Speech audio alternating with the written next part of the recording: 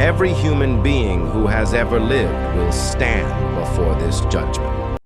No exceptions, no appeals, no possibility of absence. Revelation 20:11-12 describes the most solemn scene in the entire book: a great white throne, and the one sitting on it, from whose presence the earth and sky fled away. The dead, great and small, were standing before the throne, and the books were opened. The books were opened.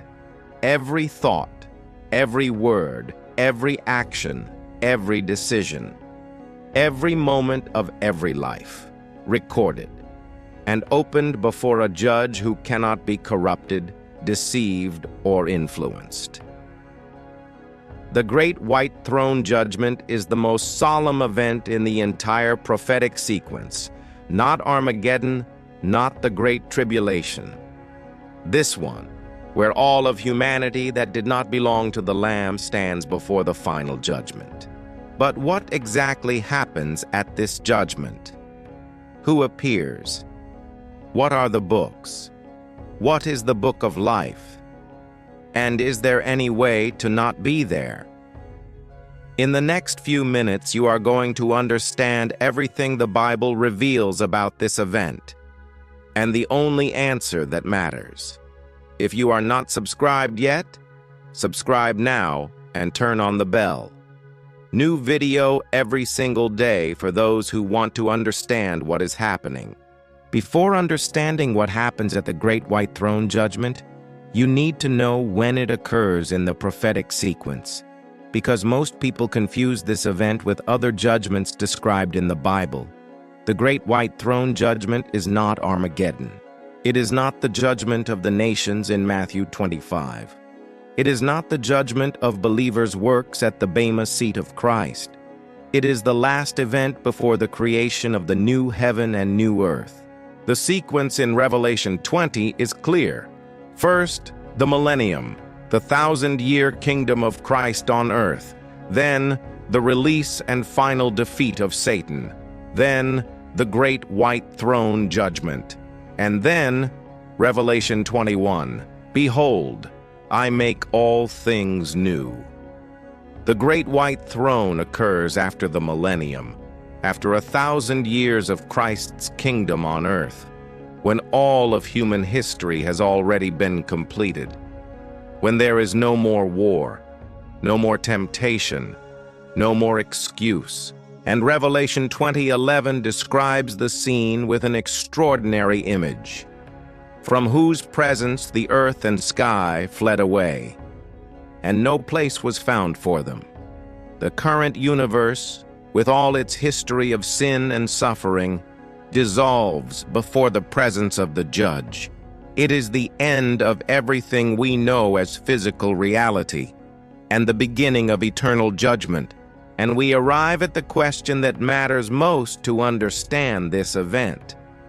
Who exactly appears at the Great White Throne Judgment? Revelation 20:12 says, "The dead, great and small, were standing before the throne." The dead, not the living, because after the millennium, the resurrected believers are already with Christ. The Great White Throne is the judgment of the dead, of those who did not participate in the first resurrection. 1 Corinthians 15 and Revelation 25-6 describe two resurrections. The first, of those who belong to Christ, happens before the tribulation and the millennium. The second resurrection, of those who do not belong to Christ, happens after the millennium, specifically for this judgment. And Revelation 20:13 adds a stunning detail.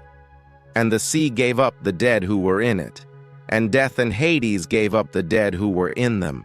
The sea, death, Hades. Every human being who ever died, regardless of how, where, or when, appears. None are lost to this record. None are absent. And then, great and small, kings and beggars, conquerors and slaves, the religious and the atheist, the famous and the anonymous. The social position that mattered so much in life means absolutely nothing before the great white throne. And we arrive at the most specific element of the great white throne judgment: the books that are opened.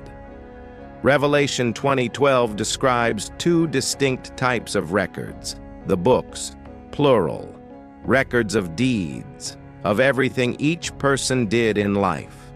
Jesus in Matthew 12:36 said, "On the day of judgment, people will give account for every careless word they speak." Paul in Romans 2:6 confirms, "God will render to each one according to his works." These books record the complete life of each person, not just the obvious sins, but every thought, every motivation, every word, every opportunity to do good that was ignored. The book of life, singular, the record of all who belong to the Lamb. And here is the detail that changes everything. Revelation 20:15. "And if anyone's name was not found written in the book of life, he was thrown into the lake of fire."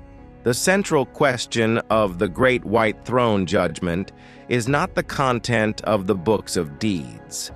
It is whether the name is or is not in the book of life. The books of deeds determine the degree of judgment.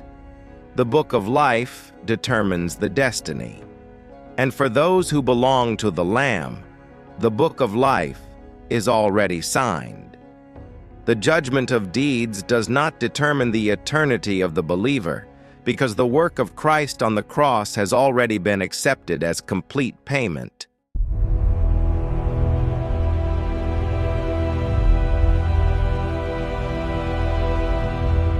And we arrive at the question this video has been asking all along, even before you realized it.